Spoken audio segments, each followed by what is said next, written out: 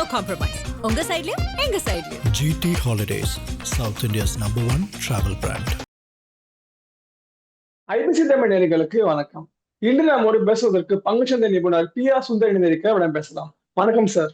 வணக்கம் சார், இப்ப பாத்தீங்கன்னா BSE, angel one, grow, MCX இந்த மாதிரியான கம்பெனிஸோட ஷேர்ஸ் எல்லாம் பாத்தீங்கன்னா 10% பங்குகள் சரிஞ்சிருக்கு சார். இதுக்கு என்ன சார் காரணம்? பொதுவாங்க நீங்க வங்கியில கடன் வாங்க போனீங்கன்னா, ஈவன் நீங்க பர்சனல் லோன் வாங்க போனா கூட ஒரு நிறைய 4-5 பேஜ் இருக்கும்.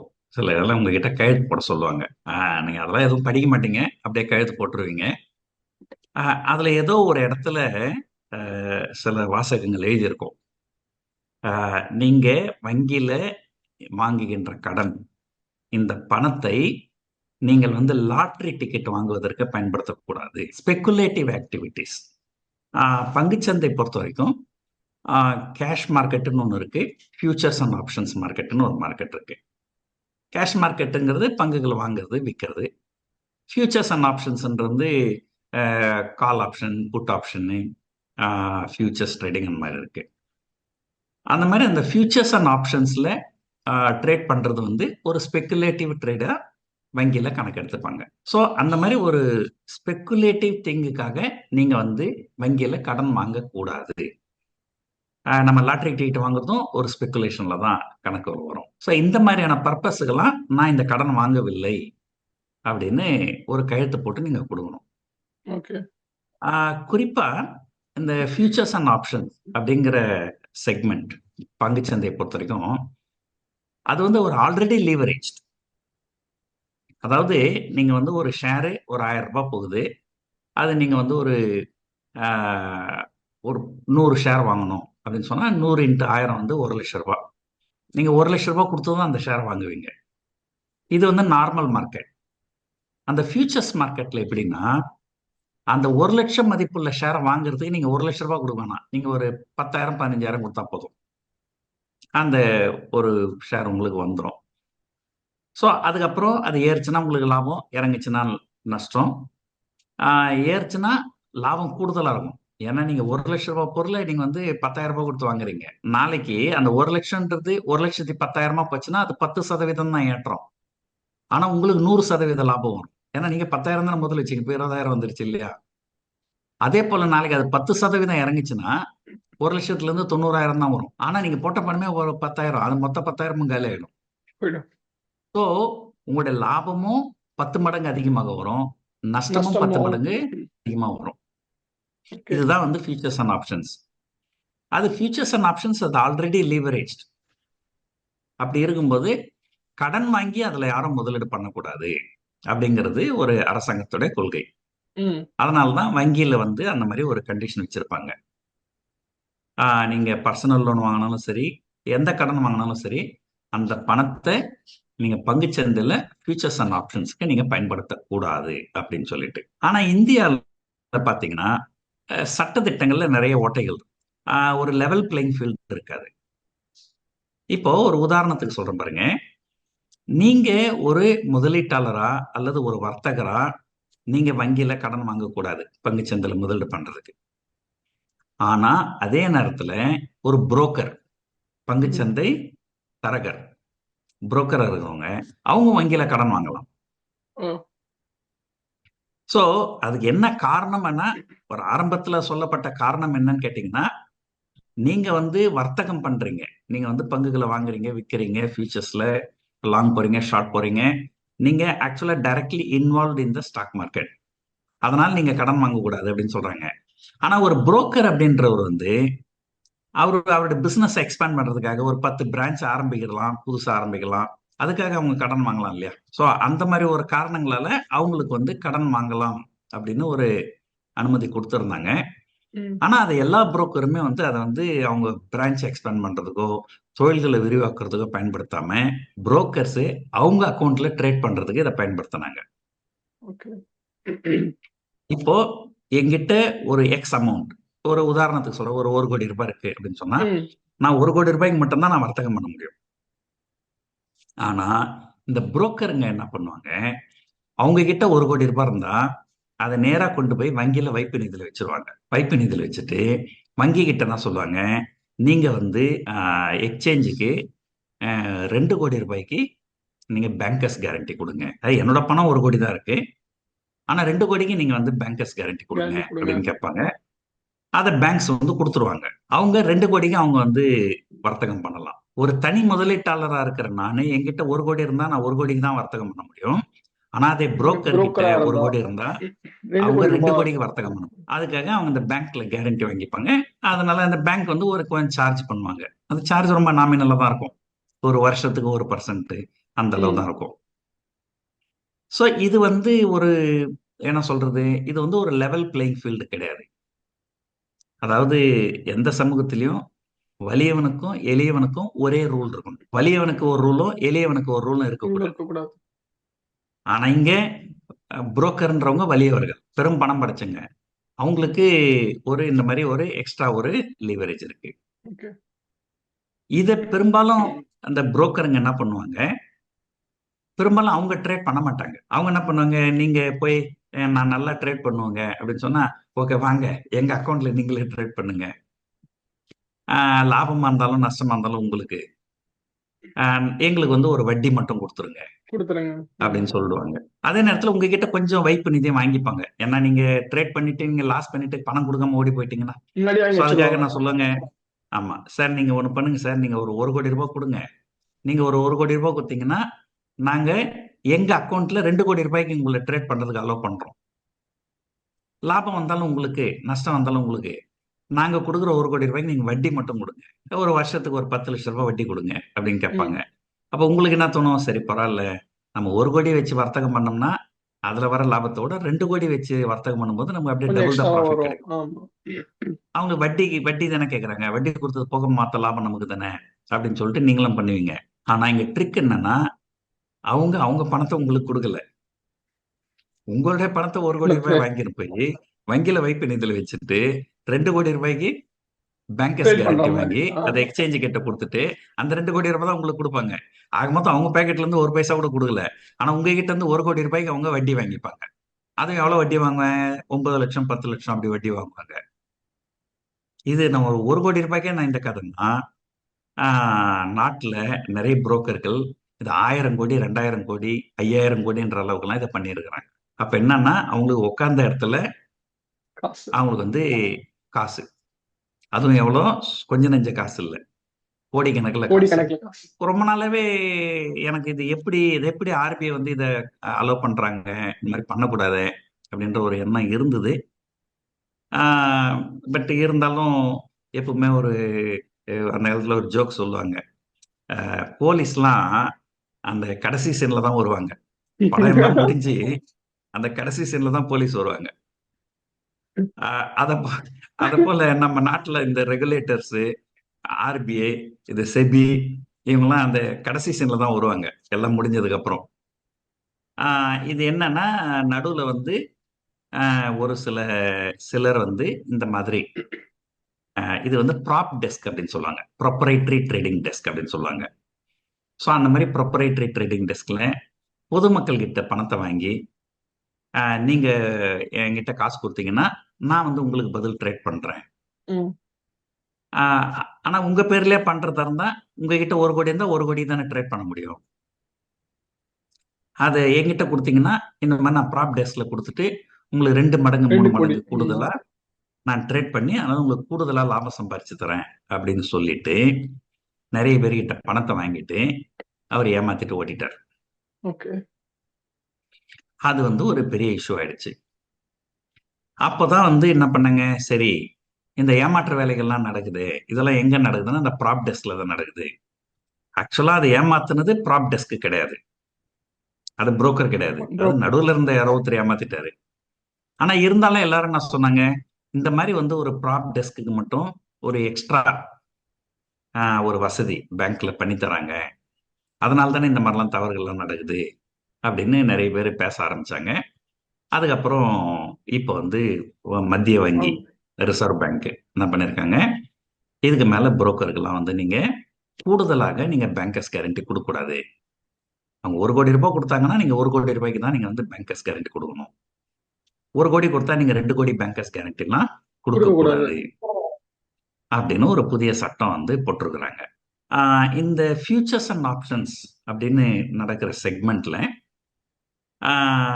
என்ன சொல்றாங்கன்னா, அதுல ஒட்டுமொத்தமா எவ்வளவு வர்த்தகம் நடைபெறுதோ அதுல கிட்டத்தட்ட பாதி வர்த்தகம் வந்து இந்த மாதிரி ப்ரொப்ரைட்டரி டெஸ்க்னால தான் நடக்குது.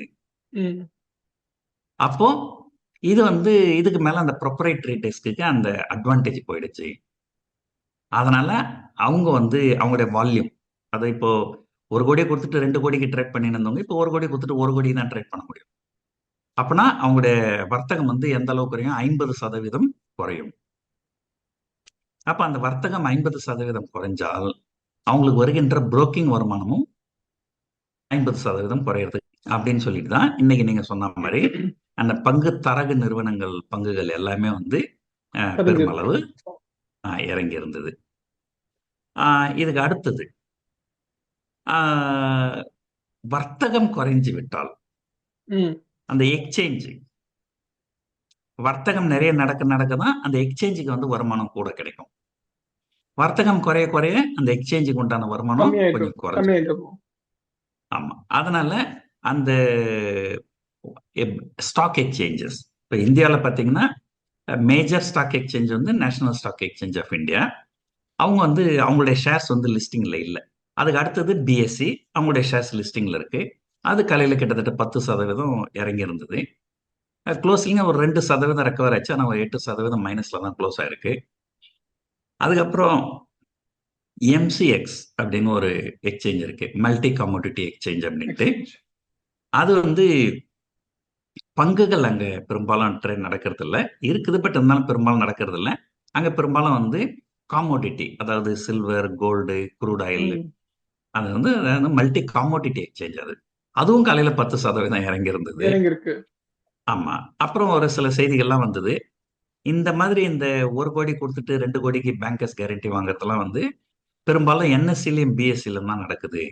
காமோடிட்டி எக்ஸ்சேஞ்சில் அந்த மாதிரிலாம் அலோவ் பண்றது இல்லை அப்படின்னு செய்து வரவே அந்த மல்டி காமோடிட்டி எக்ஸ்சேஞ்சினுடைய பங்குகள் விலை மட்டும் நல்ல கிட்டத்தட்ட காலையில 10% இறங்கி இருந்தாலும் அந்த 10%மும் மேலே ஏறி இன்னைக்கு கடைசியில வந்து அது கிரீன்ல தான் க்ளோஸ் ஆயிருக்கு. இது வந்து ஒண்ணு. ரெண்டாவது, இந்த புரோக்கர்கள் என்ன பண்ணுவாங்க, ஒரு பணத்தை வந்து பேங்க் கிட்ட கொடுத்துட்டு அதுக்கு அகைன்ஸ்டா பேங்கர்ஸ் கேரண்டி வாங்குறது சொன்னேன் இல்லைங்களா? அதே போல சில நேரங்கள்ல அவங்க கிட்ட இருக்கிற பங்குகளை கூட கொடுப்பாங்க. அந்த பங்குகளை கொடுத்துட்டு இந்த பங்குகளை நீங்க வந்து கோலேட்டரலா வச்சுக்கோங்க, எங்களுக்கு பேங்கர்ஸ் கேரண்டி கொடுங்க அப்படின்னு கேட்பாங்க. அப்போ அதுக்கு சில வரைமுறைகள்லாம் இருக்கு. ஏன்னா ஒரு பங்கு, ஒரு உதாரணத்துக்கு சொல்றேன், உங்ககிட்ட ஒரு பங்கு இருக்கு, அதோட ஒட்டுமொத்த விலை 1 கோடி ரூபாய் அப்படின்னா 1 கோடி ரூபாய் பேங்க்ல கடன் கொடுத்துட மாட்டாங்க. ஏன்னா நாளைக்கு அந்த பங்கு விலை இறங்கிடலாம் இல்லையா? 1 கோடிக்கு வச்சுங்கிற பங்கு நாளைக்கு வந்து 80 லட்சம் ஆயிடலாம். அப்ப நீங்க என்ன டிஃபால்ட் பண்ணிட்டீங்கன்னா அப்ப அந்த பேங்க் அந்த பங்கு வித்தாங்கன்னா அவங்களுக்கு 1 கோடி கிடைக்காது இல்லையா? சோ அதனால நீங்க 1 கோடி ரூபாய்க்கு நீங்க பங்கு கொடுத்தீங்கன்னா 1 கோடி ரூபாய்க்கு பேங்கர்ஸ் கேரண்டி கொடுக்க மாட்டாங்க. அதுல வந்து ஒரு கொஞ்சம் ஒரு 80% அப்படின்னு கொடுப்பாங்க. அந்த பேர் வந்து ஹேர் கட் அப்படின்னு சொல்லுவாங்க. 20% ஹேர் கட் அப்படின்னு சொல்லிட்டு அது அந்தந்த வங்கிகள் வந்து சில வங்கிகள் 20%, சில வங்கிகள் 15%, சில வங்கிகள் 25% ஹேர் கட் பண்ணிட்டு இருந்தாங்க. அதுக்கு இப்போ ரிசர்வ் பேங்க்ல இருந்து ஒரு விதிமுறை கொண்டு வந்திருக்கிறாங்க. யூனிஃபார்மா வந்து எல்லா பங்குகளுக்குமே நீங்க 40% ஹேர் கட் பண்ணணும் அப்படின்னா, அதாவது ஒரு புரோக்கர் வந்து 1 கோடி ரூபாய் மதிப்புள்ள ஷேரை கொடுத்தாருன்னா அதுக்கு நீங்க 60 லட்சம் ரூபாய் தான் நீங்க வந்து அவங்களுக்கு கடன் கொடுக்கலாம் அல்லது பேங்கர்ஸ் கேரண்டி கொடுக்கலாம். அதுக்கு மேல கொடுக்க கூடாது. அது இல்லாம அவங்க தொடர்ந்து டே டு டே பேசிஸ்ல அவங்களுடைய பங்கு விலைகளை நீங்க மானிட்டர் பண்ணிக்கினே இருக்கணும். ஒருவேளை இப்ப நீங்க 1 கோடி ரூபாய் பங்குகள் கொடுத்துருக்கீங்க வங்கிக்கு, அவங்க 60 லட்சம் ரூபாய் கொடுத்துருக்காங்க. இப்ப நாளைக்கு திடீர்னு வந்து ஒரே நாள்ல ஒரு 10% இறங்கிடுச்சுன்னு வச்சுங்க, அப்போ உங்களுடைய பங்குகளோட மதிப்பு 90 லட்சம் தானே இருக்கும். அப்ப அந்த 90 லட்சத்துக்கு தான் 60%. அப்ப அது வந்து 60 லட்சம் வராது இல்லையா? அதை விட கொஞ்சம் குறைவா தான் வரும் இல்லையா? அந்த மீதி பணத்தை உடனே உங்களை கட்ட சொல்லுவாங்க. சோ இதையெல்லாம் வங்கிகள் வந்து தொடர்ந்து கண்காணிக்கணும் அப்படின்னு சொன்ன. சோ இது 2 தான் மேஜர். ஒன்று பேங்கர்ஸ் கேரண்டி வந்து 1:1 தான் கொடுக்கணும், அதிகமான தொகை கொடுக்கக்கூடாது. பங்குகளுக்கு வந்து 40% ஹேர் கட் பண்ணணும் அப்படின்னு சொல்லியிருக்காங்க. ஸோ இதனாலதான் வந்து இதனால சரிவு இன்னைக்கு ஏற்பட்டிருக்கு. ஆமா, இதனால ஒட்டுமொத்த பங்கு சந்தையுமே காலையில ஒரு மிகப்பெரிய சரிவோடு தான் ஏற்பட்டிருக்கு. தொடங்குச்சு. இது வந்து இந்த நடவடிக்கைகளை வந்து ஆர்பிஐ வந்து எப்போ எடுத்திருக்கணும். ம். இப்போ ஒரு இது சரியான நடவடிக்கை, ஆனா தவறான நேரத்துல எடுத்திருக்கிறாங்க.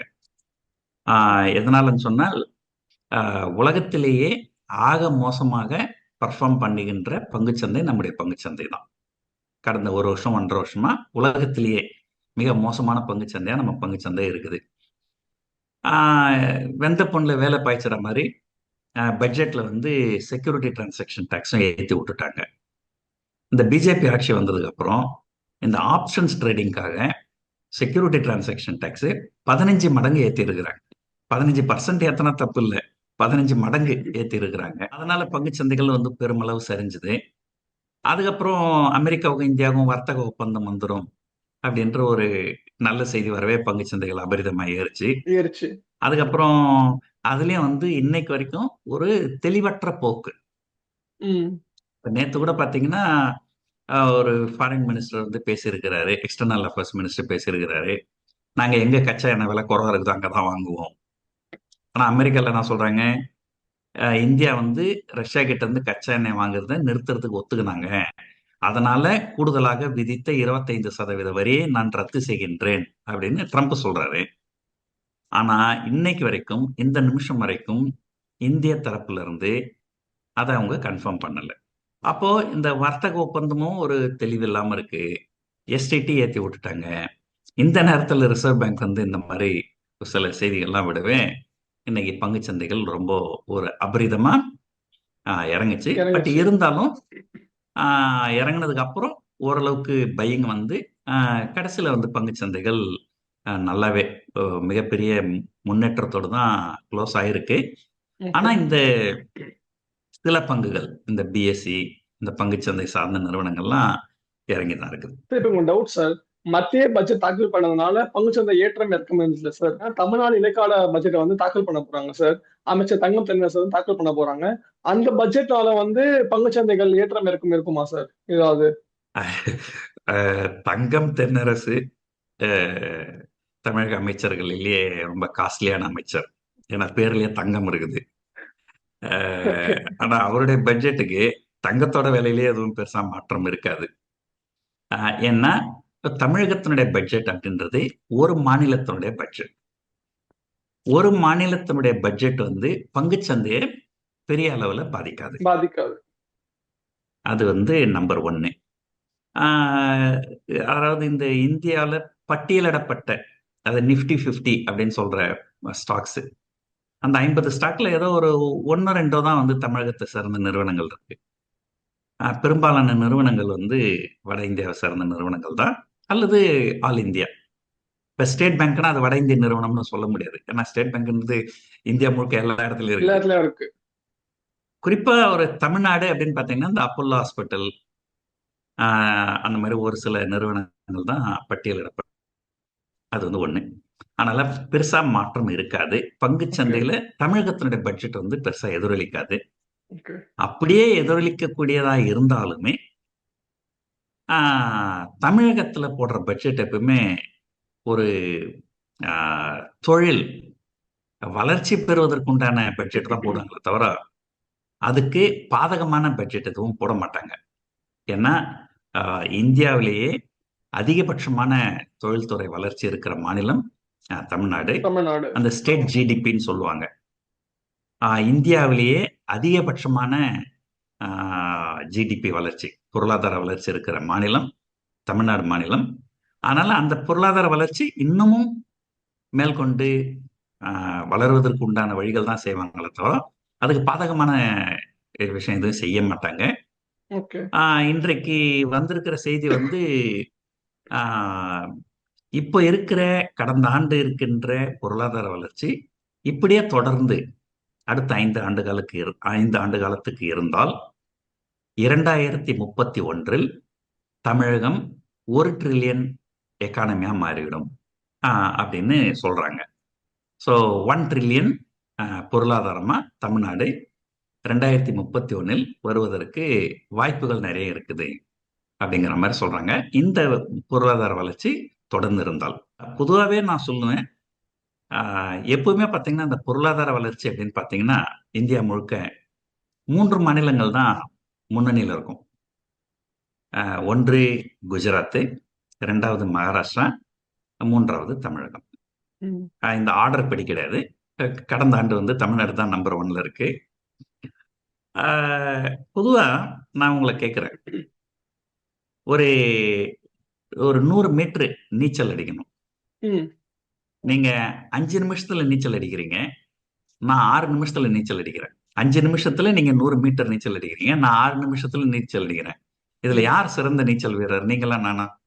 நான் தான் சார். 5 கரெக்டுங்களா? மினிட்ஸ்ல 100 மீட்டர். ஏன்னா 5 நிமிஷத்துல நீங்க நீச்சல் அடிக்கிறீங்க, ஆனா நான் எனக்கு 6 நிமிஷம் ஆகுது. ஓகே. அதனால என்னை விட நீங்க தான் சிறந்த நீச்சல் வீரர் சொல்லலாம். சரி, இப்ப அப்படியே வந்து அதையே நான் திரும்ப சொல்றேன் பாருங்க. ஒரு ஆறு ஓடுது இல்லைங்களா? அந்த ஆத்துல எப்படியே அந்த நீரோட்டம் இப்படி இருக்குது. நீங்க அந்த நீரோட்டத்திலே நீச்சல் அடிக்கிறீங்க.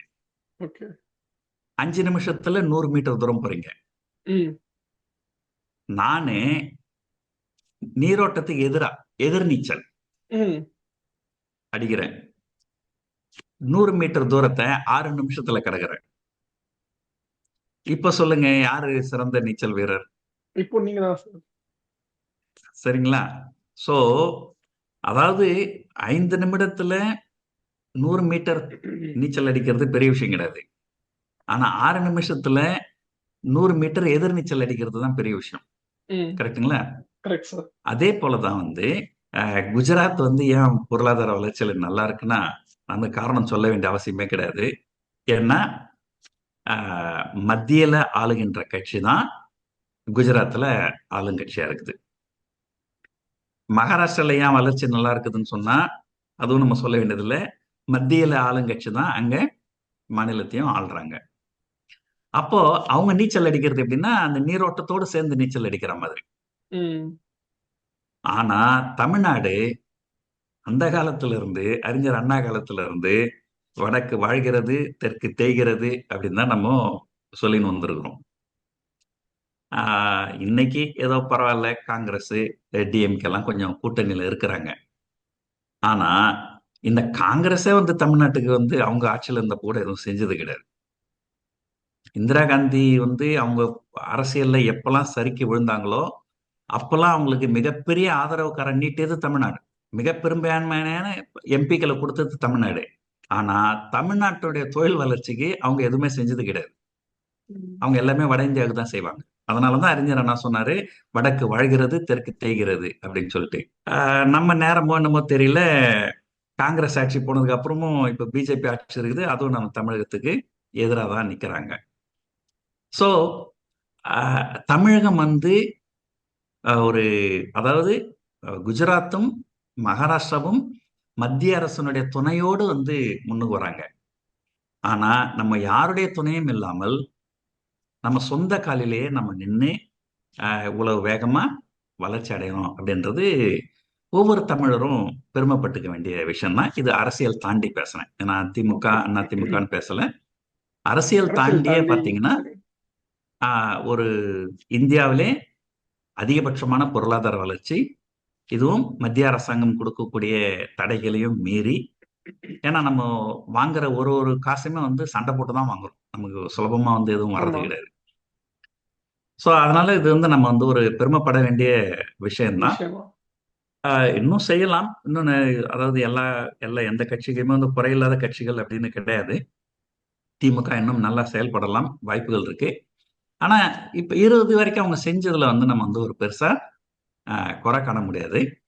அதனால தமிழக பட்ஜெட், அதுவும் குறிப்பா எலெக்ஷன் வேற வருது, அதனால கண்டிப்பா பட்ஜெட்ல முன்னேற்றமும் இருக்கும். பாப்புலிஸ்ட் பட்ஜெட்டா இருக்கும். அதுக்கு இருக்கிறதுக்கு வாய்ப்புகள் நிறைய இருக்குது. நம்ம அது பாப்புலிஸ்ட் மெஷர் பத்தி நம்ம தனியாவே ஒரு வீடியோ போடலாம். ஏன்னா நிறைய பேர் வந்து அதை ஒரு குறை சொல்றாங்க. இந்த மாதிரி வந்து நாங்க டாக்ஸ் பேயர் மணி தானே, இதை வாரி வந்து அரசாங்கம் வந்து கொடுக்குறாங்க ம். அப்படின்னா, அரசாங்கம்னா ஒரு பெரும் முதலாளிகளுக்கு அள்ளி கொடுக்குறாங்க, ஏழை மக்களுக்கு தானே கொடுக்குறாங்க. ஸோ இந்த இல்லை இப்ப சில கார்பரேட்டுக்கெல்லாம் 1 லட்சம் கோடி 1,50,000 கோடிலாம் வந்து கடனை தள்ளுபடி பண்ணியிருக்கிறாங்க. அப்ப அதெல்லாம் நம்ம டாக்ஸ் பேயர் மணி தானே. ஸோ அதனால வந்து இந்த சோஷியல் வெல்ஃபேர் அப்படின்றது வந்து அதை வந்து குறை சொல்லக்கூடாது. ஏன்னா எல்லாரையும் நம்மளோட இணைச்சு நம்ம வந்து ஒரு முன்னுக்கு வரணும். அதுதான் ஒரு நல்ல முன்னேற்றமா இருக்கும். ஓகே. ஸோ ஒரு உதாரணத்துக்கு சொல்றேன் பாருங்க. ஒரு குடும்பத்துல 10 பேர் இருக்கிறாங்க. ஒருத்தர் மட்டும் மாசம் 10 லட்சம் சம்பாதிக்கிறாரு. மத்த எல்லாரும் வெறும் 10,000 ரூபாய் தான் சம்பாதிக்கிறாங்கன்னா, அந்த குடும்ப வருமானம் 11 லட்சங்க. அது நல்ல ஒரு குடும்பம்னு சொல்ல முடியுமா? ம். அது முடியாது. ஆமா. அந்த அந்த 10 பேரையும் அவங்க வந்து கொஞ்சம் ஒரு உதவி பண்ணி அவங்கள கொஞ்சம் நல்ல முன்னுக்கு கொண்டு வரணும். ஸோ அதெல்லாம் நம்ம பேசணும்னா கொஞ்சம் ஒரு பெரிய டாபிக் ஆயிடும். நம்ம இதோட ஆமா. நிறுத்திக்கலாம். சார் ஒரு சின்ன டவுட் சார். ஒரு டவுட் சார். சில நாள் என்ன பேசிக்கிறாங்க ஆன்லைன்ல வந்து சில்வர் வந்து இன்வெஸ்ட் பண்ணவே பண்ணாதீங்க. அது வந்து ஒரு பெரிய புரட்சி ஏற்படுத்த போகுது அப்படின்னு சொல்றாங்க சார். உண்மையா சார்? அதாவதுங்க, பொதுவா வந்து ஒரு முதலீடு அப்படின்னா, குறிப்பா இந்த ப்ரீஷியஸ் மெட்டல், இதை வந்து ஒரு 2 காரணமா, ஒன்று வந்து தங்கத்துல நீங்க முதலீடு பண்றது, ஒன்று அது அழகு பொருள், கூடுதலாக அது ஒரு சேமிப்பு. அது 2 காரணத்துக்காகவும் தான் அதை பயன்படுத்துனாங்க. அது வெறும் வந்து முதலீடா மட்டுமே அதை யாரும் பார்க்கறது இல்ல. வெறும் முதலீடா பார்த்தாங்கன்னு வச்சுங்களேன், எல்லா இடத்துலயும் தங்க பிஸ்கட் மட்டும் தான் விற்கணும், ம். நகைகள் ம். விற்கக்கூடாது. ஏதோ ஒரு சில இந்த கொலுசு அந்த மாதிரியான சில விஷயங்கள் மட்டும் வெள்ளியில செய்வாங்க. வெள்ளி வந்து அதை ஒரு முதலீடா பார்க்கணுமா அப்படின்னு கேட்டீங்கன்னா, அது ஒரு முதலீடா நீங்க பார்த்தீங்கன்னா, அதுல ஏற்ற இறக்கங்கள் வந்து நிறைய இருக்கும். ம். காலையில 3 லட்சம் கொடுத்து வெள்ளி வாங்குனீங்கன்னா, மத்தியானம் அது 3,5 லட்சமும் போயிடும், அல்லது 2,5 லட்சமும் போயிடும். இறங்கவும் வாய்ப்புகள் இருக்கு. ஆமா. அந்த ஏற்ற இறக்கங்கள் அது வந்து வோலட்டிலிட்டி அப்படின்னு சொல்லுவாங்க ம். பங்குச் சந்தையில. அந்த வோலட்டிலிட்டி வந்து ரொம்ப அதிகமா இருக்கும். ஆனா தங்கம் வந்து அந்த அளவுக்கு வோலட்டிலிட்டி இருக்காது. ஆனா அதுவே இப்ப கொஞ்ச நாளா ரொம்ப வோலட்டிலா தான் இருந்தது. பட் இப்ப கொஞ்சம் அடங்கி இருக்குது. அந்த வோலட்டிலிட்டி எல்லாம் கொஞ்சம் அடங்கி இருக்குது. 2வது வந்து வெள்ளி அப்படிங்கிறது வந்து அது ஒரு இண்டஸ்ட்ரியல் அப்ளிகேஷன் இருக்கிற ஒரு பொருள். ம். தங்கம் மாதிரி அது வெறும் ப்ரீஷியஸ் மெட்டல் மட்டும் கிடையாது. அது ஒரு இண்டஸ்ட்ரியல் அப்ளிகேஷனும் இருக்கு. அதனால வெள்ளி வந்து ரொம்ப அதீதமா விலை ஏறுச்சுன்னா, அந்த இண்டஸ்ட்ரியல் புரொடக்ஷன்ல அதை பயன்படுத்தணும். அதனுடைய பொருட்கள்லாம் விலை ஏறும். அது பொருளாதாரத்தை பாதிக்கும். ஸோ அந்த மாதிரியான விஷயங்கள்லாம் நிறைய இருக்கு. அதனால வந்து ஒரு முதலீடு அப்படின்னு பண்ணீங்கன்னா, நீங்க தங்கத்தோட நிறுத்திக்கிறது நல்லது. ஓகே. தங்கத்த தாண்டி நீங்க வெள்ளிலலாம் வந்து முதலீடு பண்றது அவ்வளவு நல்லது கிடையாது. ஏன்னா, அது ஏற்ற இறக்கங்கள் வந்து நெறைய இருக்கும். அத தாங்கக்கூடிய சக்தி நெறைய பேருக்கு இருக்காது. இருக்காது. சோ ஒரு டாக் போயிட்டு இருக்கு சார். என்னன்னா, சைனா கிட்ட வந்து அதிக வெள்ளி இருக்கிறதாவும், நெறைய கம்பெனிஸ் அப்புறம் நெறைய நாடுகள்லாம் வந்து பேப்பர் கான்ட்ராக்ட் முறையில வந்து சைனா கிட்ட வெள்ளிய வாங்குனதாவும், இப்ப சைனா கிட்டயே வந்து கான்ட்ராக்ட் அது மாரி வாங்கிட்டாங்க இல்லையா? அது குடுக்குற அளவுக்கு வெள்ளி இல்லாத மாரி சொல்றாங்க சார். உண்மையா? இல்லங்க, இது எல்லாமே வந்து யூகத்தின் அடிப்படையில வருகின்ற செய்திகள் தான். ம். ம். ம். ஆ எதுவுமே வந்து ஒரு எந்த ஒரு அரசாங்கமும் அந்த மாரிலாம் செய்ய மாட்டாங்க. பொதுவா வந்து அரசாங்கம், உலகம் முழுக்க இருக்கிற எல்லா அரசாங்கமுமே, ஆ அரசாங்கம்னு கூட சொல்ல முடியாது. மத்திய வங்கிகள், இந்த ரிசர்வ் பேங்க். ஒவ்வொரு நாட்டிலயும் ரிசர்வ் பேங்க் இருக்கும். அவங்க வந்து அவங்க கிட்ட இருக்கிற பணத்த வந்து முதலீடு பண்ணணும். அத முதலீடு பண்ணும்போது, இதுல 2 முதலீடு வந்து ரொம்ப முக்கியமா பண்ணுவாங்க. ஒன்று அமெரிக்கன் ட்ரெஷரின்னு சொல்லுவாங்க. ஆ இந்தியால வந்து ஜிசெக்ன்னு சொல்லுவாங்க. கவர்ன்மென்ட் செக்யூரிட்டீஸ் அப்படின்ட்டு. அது கவர்ன்மென்ட் செக்யூரிட்டீஸ்னா என்னன்னா, நீங்க வந்து இந்திய அரசாங்கத்துக்கு கடன் குடுக்குறீங்க. சோ அது வந்து ஒரு 100% நம்பிக்கையான, ஏன்னா நீங்க அரசாங்கத்தையே நம்ப முடியலன்னா, அப்ப நீங்க வேற யார நம்ப முடியும்? ம். சோ இந்தியாவுல நீங்க ஒரு 100% ஆ ஒரு பாதுகாப்பான ஒரு முதலீடு அப்படின்னு சொன்னீங்கன்னா, அது கவர்ன்மென்ட் செக்யூரிட்டீஸ். ஜிசெக் அப்படின்னு சொல்லுவாங்க. ம். அதே போல ட்ரெஷரி பில் அப்படின்னு ஒண்ணு இருக்கு. அது என்னன்னா, நீங்க அமெரிக்கன் அரசாங்கத்துக்கு கடன் குடுக்குறீங்க. ஓகே. அமெரிக்க அரசாங்கத்துக்கு கடன் நீங்க கடன் குடுக்குறீங்க. குடுக்குறீங்க. அ அது வந்து ட்ரெஷரி பாண்ட் அப்படின்னு சொல்லுவாங்க. சோ அதுல வந்து நெறைய பேரு முதலீடு பண்ணுவாங்க. அது வந்து 1. 2வது தங்கத்துல முதலீடு பண்ணுவாங்க. ஏன்னா ஒரு காலத்துல ஒரு 50 வருஷத்துக்கு முன்னாடி, 55 வருஷத்துக்கு முன்னாடி, ஒரு சட்டமே எப்படி இருந்ததுன்னா உலகத்துல, உங்க மத்திய வங்கியில எந்த அளவுக்கு தங்கம் இருக்கிறதோ அந்த அளவுக்கு தான் நீங்க வந்து கரன்சியை பிரிண்ட் பண்ணணும். ம். அதுக்கு மேல நீங்க கரன்சி பிரிண்ட் பண்ணக்கூடாது அப்படிங்கிற ஒரு சட்டம் வந்து 1971 முன்னாடி உலகம் முழுக்க அது ஒரு நடைமுறையா இருந்தது. அதுக்கப்புறம் 1971 தான் அமெரிக்கா வந்து எங்களுக்கு இந்த சட்டம் ஒத்து வராது, நாங்க இந்த ஒப்பந்தத்துல இருந்து வெளியே போறோம் அப்படின்னு சொல்லிட்டாங்க. அதுக்கப்புறம் எந்த நாடுகளுமே அதை கடைபிடிக்கல. பட் இருந்தாலும் எல்லா நாடுகளுமே தங்க கிட்ட இருக்கிற பணத்துல ஒரு பகுதியை தங்கத்துல முதலீடு பண்ணி வச்சிருப்பாங்க. ம். ஸோ இந்த ட்ரெஷரி பாண்ட், அமெரிக்கன் ட்ரெஷரி பாண்டும் தங்கமும் எல்லா மத்திய வங்கிகளுமே முதலீடு பண்ணுவாங்க. ஆனா வெள்ளியில வந்து பெரும்பாலும் யாரும் முதலீடு பண்ண மாட்டாங்க. ஏதாவது சில தனியார்கள் அதை வாங்கி வச்சிருக்கலாம், வித்திருக்கலாம், அந்த மாதிரி இருக்கலாமே தவிர ஒரு அரசாங்கமா ஒரு சீன அரசாங்கம் இதை பண்ணுவதற்கு வாய்ப்புகள் இல்லை. ஸோ நிறைய விஷயங்கள் பகிர்ந்துக்கிட்டீங்க. உங்க நேரத்தை எங்களுக்காக செலவிட்டதுக்கு மிக்க நன்றி சார். நன்றி. ஆஹா, நோ காம்ப்ரமைஸ். உங்க சைடுலயும் எங்க சைடுலயும். GT Holidays, South India's #1 travel brand.